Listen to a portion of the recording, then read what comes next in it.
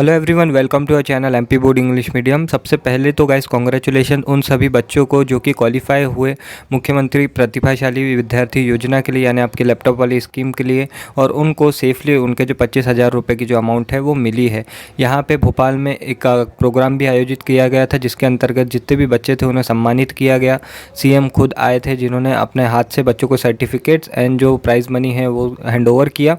इसके साथ साथ अभी कुछ बच्चे जो है वो डिसअपॉइंटेड है, थोड़े निराश है क्योंकि उनका जो अमाउंट है वो उनके अकाउंट में नहीं आया है। तो ऐसे बच्चों के लिए वीडियो मैं बनाने जा रहा हूँ बिकॉज़ ये जो प्रॉब्लम है हमारे समय पे भी आई थी और मुझे इसका सॉल्यूशन पता है। सो मैंने सोचा कि आप लोगों तक शेयर कर दूँ ताकि आप में से जिसको भी ये प्रॉब्लम आ रही है वो फटाफट से इसको सॉर्ट आउट करके अपना जो अमाउंट है अपने अकाउंट में प्रॉपरली ले ले। देखो, इससे पहले मैं आप लोगों को एक छोटी सी स्टोरी सुना देता हूँ। देखो, हुआ ये था कि हमारे टाइम भी ये जो स्कीम थी 25,000 वाली ये थी, और मेरे घर से मैं और मेरी बुआ जी का बेटा हम दोनों इस स्कीम में क्वालिफाइड थे। मेरे 87% थे, उसके 85% थे, तो दोनों हम क्वालिफाइड थे। और हुआ ये कि मेरे पैसे आ चुके थे और उसके जो पैसे हैं वो नहीं आए थे उसके अकाउंट में। सो उसके टाइम पे प्रॉब्लम ये हुआ था कि हमारे यहाँ पे, आप ध्यान से सुनिएगा, एक तो दो प्रॉब्लम हो सकती है।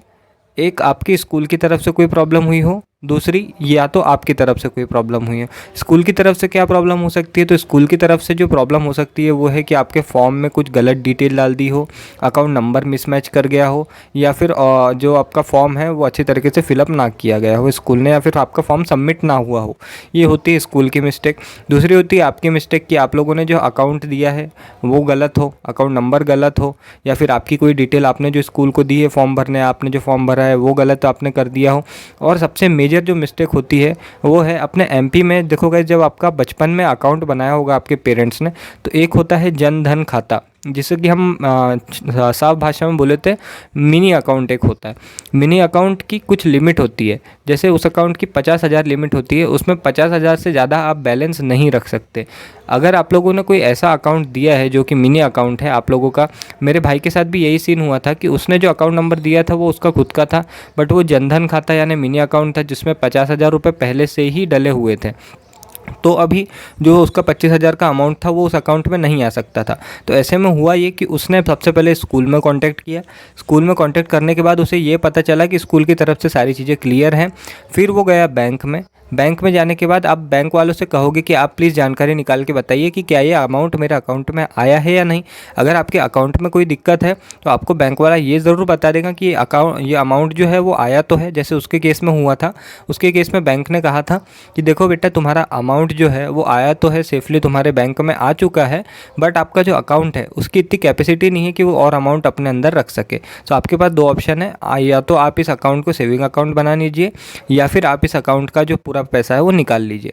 तो ऐसे में आप लोगों को क्या करना है, आप लोगों को बैंक में जाना है। सबसे पहली चीज़, जब अगर आपने स्कूल गए हो और स्कूल में बोल दिया गया हो कि स्कूल वाले बोल रहे हैं कि हमारी तरफ से तो सब कुछ क्लियर है, तो आपको बैंक में जाना है। बैंक में पूछना है जो आपने अकाउंट नंबर दिया है वो अकाउंट नंबर बताइए वहाँ पे कि इसमें कोई 25,000 रुपीज़ की राशि आई है या नहीं।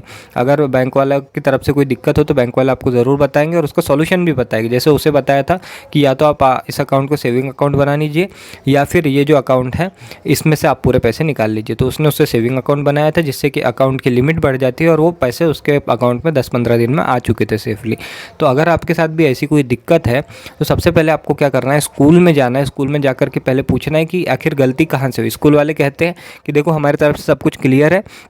फिर आपको उस बैंक में जाना है जिस बैंक का अकाउंट आप लोगों ने दिया था, वहाँ पे उसमें इंक्वायरी सेक्शन में जाकर के पूछना है कि भैया हमारे अकाउंट में ये जो पैसे थे वो आए हैं या नहीं। तो वहाँ से आप लोगों को आपका मोस्ट ऑफ द सॉल्यूशन मिल जाएगा। अगर वहाँ पे भी सॉल्यूशन नहीं मिलता है देन आप सीएम हेल्पलाइन वगैरह जैसी भी जो हेल्पलाइन दी जाती है उसका आप यूज़ कर सकते हैं अपने अमाउंट को लेकर के। इसके अलावा भी आपको अगर कोई डाउट हो, आई होप मैंने आप लोगों की कुछ तो हेल्प करी होगी इस वाली वीडियो से, बिकॉज बैंक जाकर के आपको बहुत सारी चीज़ें क्लियर हो जाती है गाइस, जैसे कि मेरे भाई के साथ हुआ था एंड उसका अमाउंट जो है वो आ भी गया था 10-15 दिन के अंदर अंदर। तो आप लोगों को क्या करना है, पहले स्कूल में जाना है, देन अगर स्कूल वाले बोलते सब क्लियर है तो बैंक में एक बार जाकर के इंक्वायरी ज़रूर से करना है। इसके अलावा भी कुछ डाउट हो तो प्लीज़ मुझे कमेंट सेक्शन में बताइए, और ये वीडियो आप लोगों को कैसी लगी कमेंट सेक्शन में बताइएगा। Till then thank you for watching this video. मिलते हैं आप सभी से अगले वीडियो में।